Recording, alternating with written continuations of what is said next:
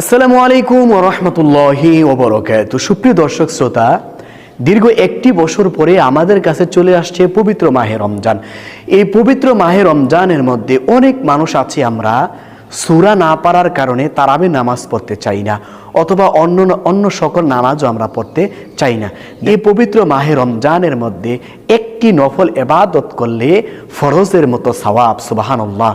আপনি যদি একটি নফল ইবাদত বন্দেগী করেন, একটি সুন্নত আদায় করেন, একটি ওয়াজিব আদায় করেন, আপনি ফরজের মর্যাদা অনুযায়ী আপনি সওয়াব পেয়ে যাবেন।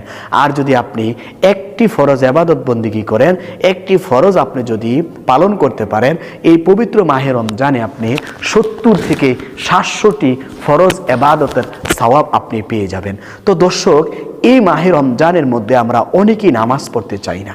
তো দর্শক, আজকে আমরা জানিয়ে দিব পবিত্র মাহে রমজানের মধ্যে সকল নামাজ মাত্র 2টি সূরা দিয়ে পড়তে পারবেন।